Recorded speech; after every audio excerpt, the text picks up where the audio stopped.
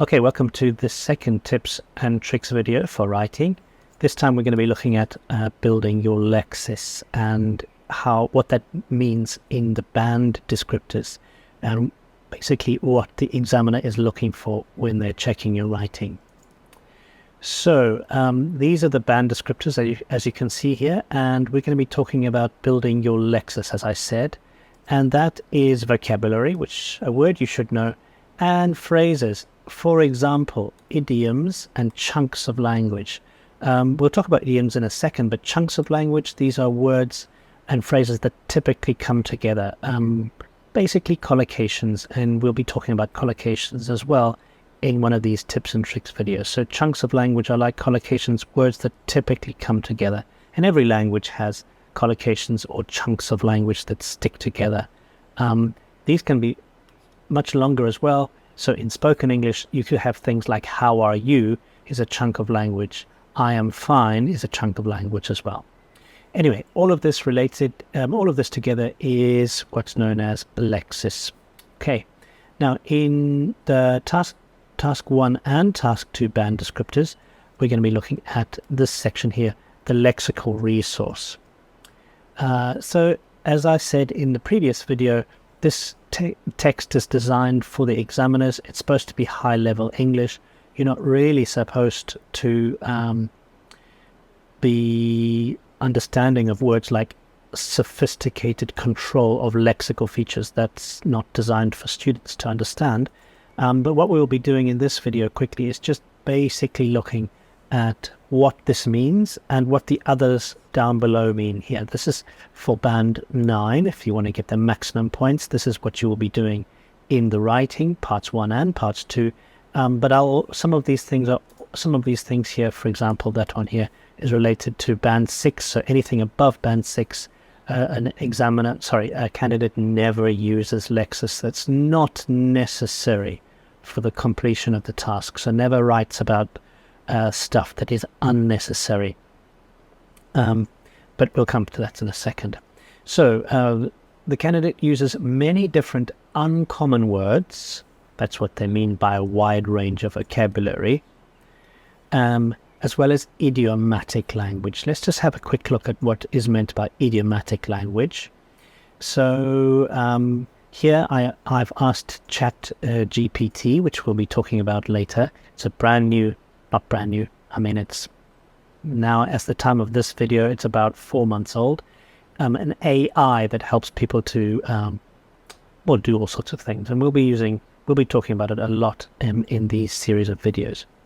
But I've asked this Chat GPT to give me 10 examples of idiomatic language that's on the topic of crime, and you can see they've got 10 here. This one is a little bit informal and very British English, but the other ones are absolutely very common idioms that both Americans and British people would understand, Australians as well. So these are idioms, and they are sets of words that have, in some languages, have a single word is used to express the same idea. But in English, we use idioms sometimes, or a lot of the time, and they are, as you can see, sometimes up to 6 words long, like the long arm of the law. That's the legal system's ability to catch and punish criminals. So no matter how far they run, the long arm of the law will catch up with them eventually. These maybe are bank robbers. They robbed a bank, and eventually the long arm of the law, doesn't matter which country they go to or where they go to, they will finally be put in prison. So these are some examples of idioms. You can pause the video now if you like them, or you can sign up to Chat GPT, openai.com. Oh, there you go. That's the Chat GPT, where you can go onto for the internet, and you can sign up for this, and you can ask Chat GPT to do all sorts of things like this. Anyway, we'll come back to that in a future video.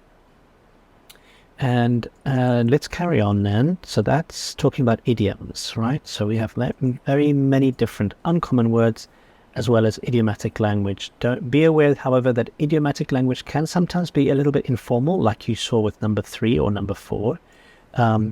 But generally, if you ask ChatGPT here to give you more formal idiomatic language, you could ask it to do that, and then you know for sure that you're not using idiomatic language that might be too informal for part 2 of the writing, which is the essay.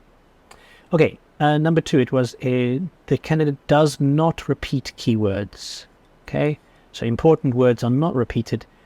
If you do need to reiterate, say something again, then you would use a synonym or another idiomatic language, something that's has a similar meaning but not the same word. Does not make mistakes with the word's meaning or form. So form means spelling. So there is, you're always, to get a 9, you're always absolutely spot on with the meaning of the word and the way it's spelled. For band 9, you sound natural. The style is perfect and there are no collocation errors. Remember, these are words that typically come together, like to be locked up in prison, to be put in prison. Those words, put in prison, is a collocation, but I would never be maybe take to prison is a weak collocation. Thrown in prison is a very common one, to throw somebody in prison. So these are words that often are verbs with nouns, adjectives with nouns, adverbs with verbs. These combinations are often collocations, and if there's any errors in them, in fact in that they sound strange to a native ear, then you're not going to get a 9. Then the next one, never uses lexis that's not necessary for the completion of the task. Okay, they never waffle on. Students or candidates who get 9s never waffle on, and this phrase means to talk about stuff that's without actually making your point. So you don't speak too long write for too long without actually making your point, as well as not going off the main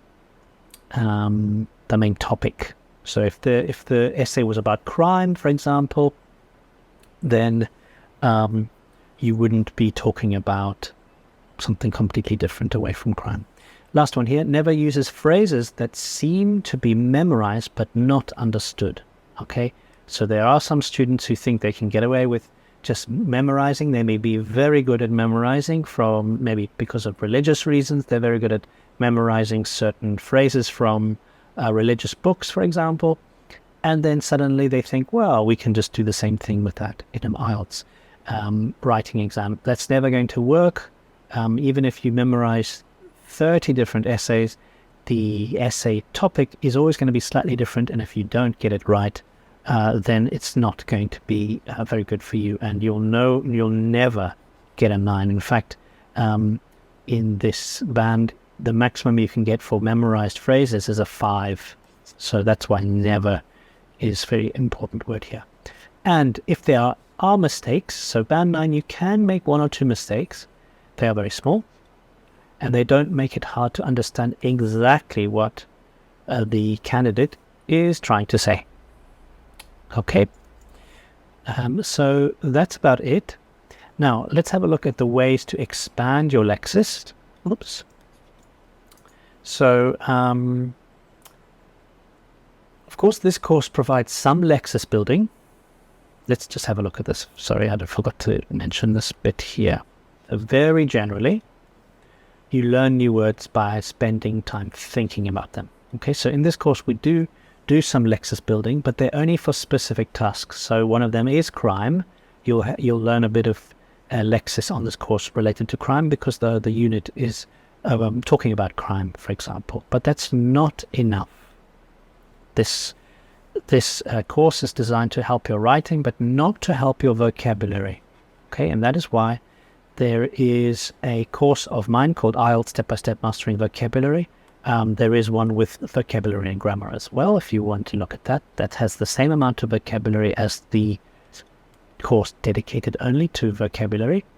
And that has a lot of, obviously, it's got, I think, if I remember correctly, it's got 1,300 IELTS specific pieces of Lexis that will be beneficial for you. So I really strongly encourage you, if you want to improve your grade even better than you are already, then definitely mastering vocabulary and grammar will be of great help to you. And the link to that is in the description, in the resources section of this lecture. You can also look at the mastering speaking. I think most people prefer the one that's the mastering speaking and writing course, which of course is this one here.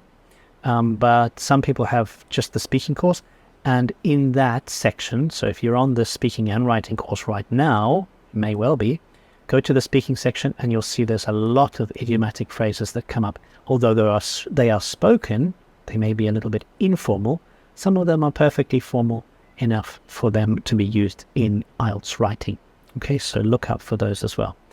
For this section 1, I guess that's section 2. So section 3 here, read some more, like New Scientist, like The Economist,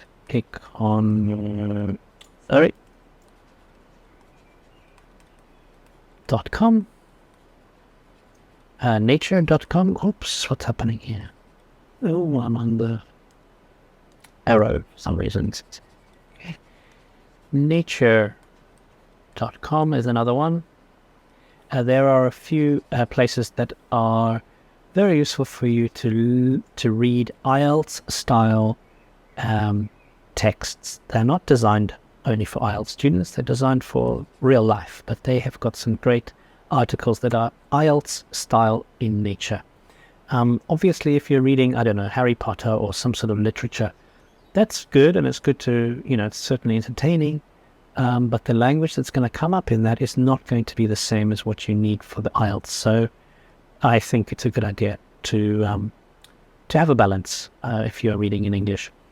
And note down any useful lexis that you come across and put them into personalized sentences. That means you're going to use that word in a sentence that is relevant to you, relevant to your family, relevant to your life situation in general.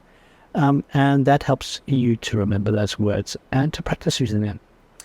And finally, I've spoken about ChatGPT before, and that is asking this ChatGPT to help you. So remember, the website is chat.openai.com, and you can go on there, log in, and then you can have a look at ChatGPT. If you want to have a much clearer explanation of how to use ChatGPT, go and have a look at the lecture. I think it's in in section 5 or 6 of this course. I'm not exactly sure. But go and have a look at that, and it'll give you a lot more clear ways of how you can use ChatGPT to improve your English. Okay, I think that's it for the time being. If you have any questions, just ask down below.